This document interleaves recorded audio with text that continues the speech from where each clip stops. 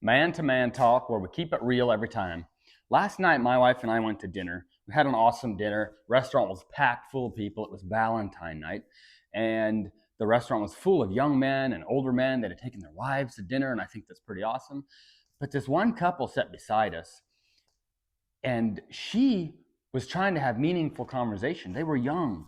Looked like she was trying to have some meaningful conversation, but he couldn't get his eyes off his phone. He just kept looking down, scrolling through his phone. He'd look up and kind of grunt at her questions, and he'd answer her question, but there was no meaningful conversation back and forth.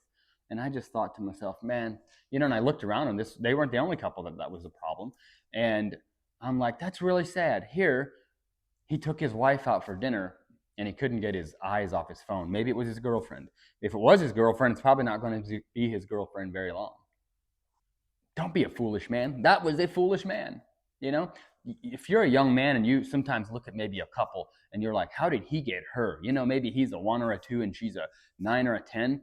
And how did he get her? Well, I'll tell you how he got her. Not like that.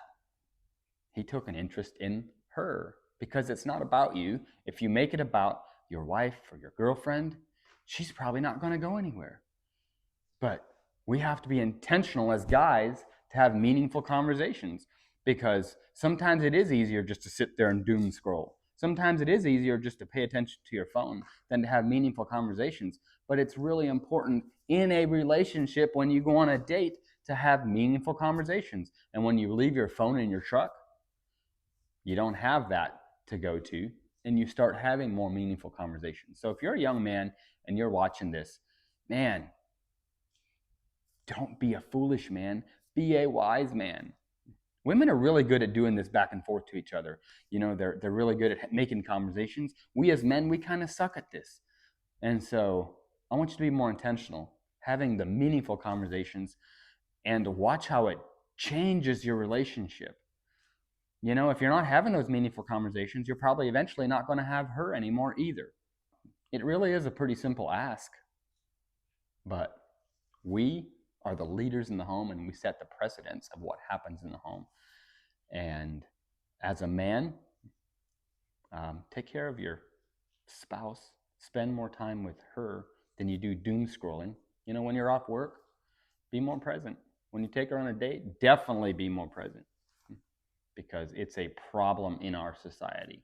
Maybe you've been married for a bunch of years and you're saying, our marriage just isn't what it once was.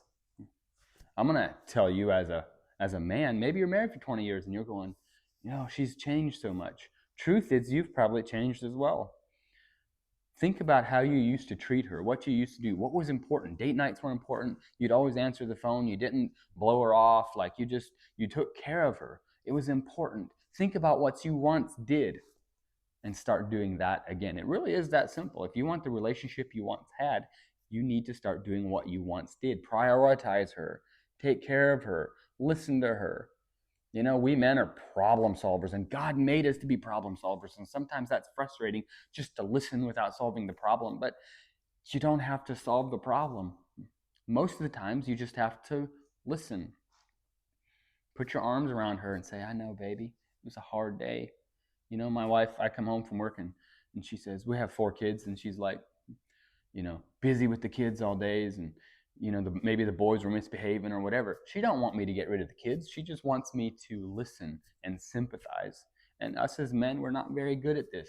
And so maybe you're frustrated in your marriage and you're going, we don't have what we once had. Well, start doing what you once did. It really is that simple. Take her on dates. Bring her flowers. Do what you once did to have a vibrant relationship, because women are not meant to be figured out. Women are meant to be pursued. Don't be a foolish man, be a wise man. Take care of her more than you take care of this phone, for sure. Or eventually you might just have the phone. How we lead as men is very important. And the relationships that we have in our marriages and in our families really starts with us as men changing maybe some of the things that we do. And that's the goal of this channel. I just want to talk to men, especially young men, and remind us of the importance why we're here and why we do what we do, because God wants you to be a leader.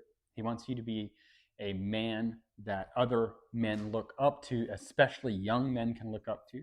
You are not made to be a sheep. You're not made to be a little follower. Men are made to be men. Don't ever let some other man tell you, well, you should just follow. If you have a home, you're called to be a leader.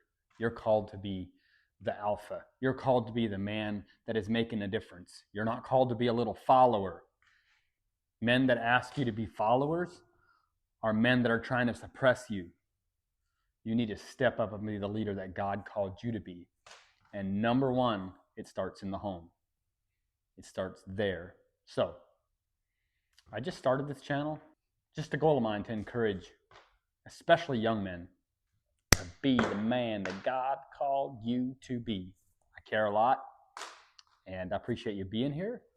Hope to see you here in the future. If you like this kind of content, like and subscribe, and we'll try to have some more great conversations.